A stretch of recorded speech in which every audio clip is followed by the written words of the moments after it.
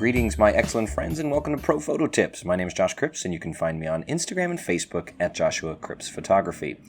Today we're going to be doing another behind the lens feature where I walk you through all the decisions that I made while creating a photo. And today I'm going to be looking at this photo, which is of the mountain Cuyoc in the Cordillera Huayhuash part of the Andes Mountains in Peru.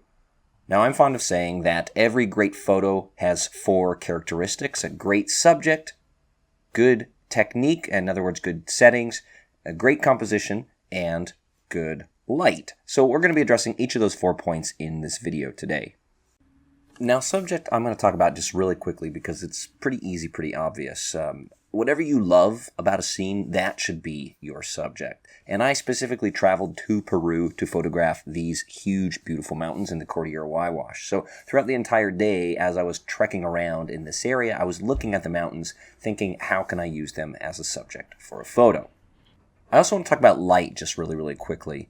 You can make great photos at any time of the day. It doesn't have to be those magic hour moments at sunrise or sunset. In fact, this was maybe an hour and a half before sunset, and it just happened that I kind of rolled out of my tent after taking a nap and looked out, and I saw this shaft of light slowly moving its way across the scene. The sun broke through the clouds and sent down this laser beam of light, and it slowly moved through the scene from left to right here. So I just waited. I didn't do anything special in terms of sunrise or sunset. I just waited for that slit of light to come right across the bottom of the mountain. And then I grabbed a whole series of shots as it was doing this, and then afterwards I went back and I said, oh, this one is the best because the light is nicely centered across the mountain and it isn't really anywhere else on the scene. So that's all I did in terms of the lighting for this photo.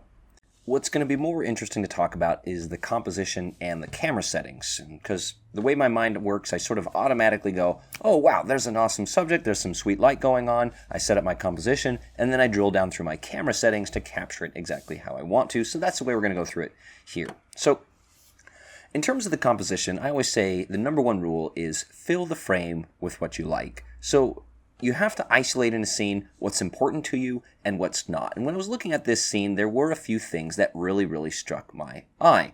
Obviously the mountain with the light on it, but I really liked the clouds above the mountain and the way they were swirling around the peak and almost making these kind of diagonal lines pointing at the mountain. And then I also really liked the stream channel running through the scene. And so because I liked all of that stuff, I chose a wide-angle lens. Now, if I had gone with a telephoto lens, I would have been able to isolate the mountain and the light beam a little more closely, but I don't think it would have had the same context as it does with the big, grand landscape here. It would have just been an isolated mountain, and it wouldn't have been as much of an impact with the light just on the one part of the scene. So I chose to put on my 14mm ultra-wide lens. I could have gone with an 18mm as well, but I really wanted that 14mm to bring in all the clouds up at the top of the frame, as well as that little cascade you see down there on the left. And other than that, the composition is set up pretty simply. It uses the rule of thirds to place the horizon line right about at the top third there, and it uses the idea of leading lines, especially curved leading lines going kind of diagonally across the frame to pull your eye from the lower left through to the right hand side of the frame and ultimately lead it on to the mountain itself.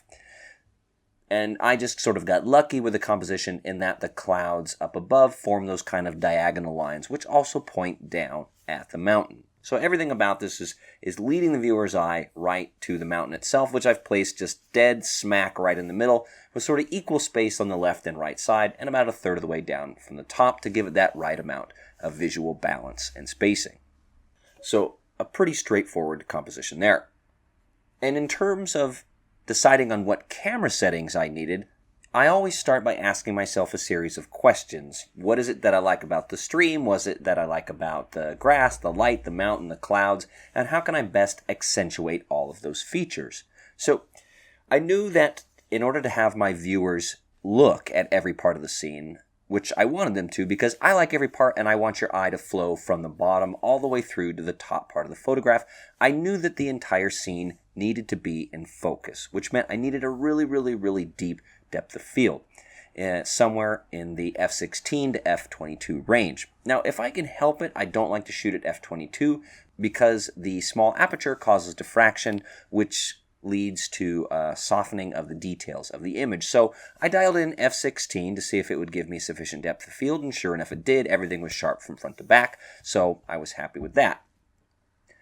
As a rule, I generally set my ISO as low as possible, which on my D810 is ISO 64, and I leave it there unless I need to change my shutter speed. Now, being at ISO 64 and f16 in this particular case meant that I had a shutter speed of 1/10 of a second, and that wasn't quite slow enough for my taste because I wanted a little bit of movement in the stream. I wanted some of the little cascades down there in the lower left to show some motion. In 1/10 of a second, they weren't really showing enough for my taste. So because my 14mm lens doesn't have, or it has a bulbous front element, which means I can't really easily put filters on it, there was only one option, which was to lower my ISO. So I went from ISO 64 down to the low 1.0 option, which is the equivalent of ISO 32.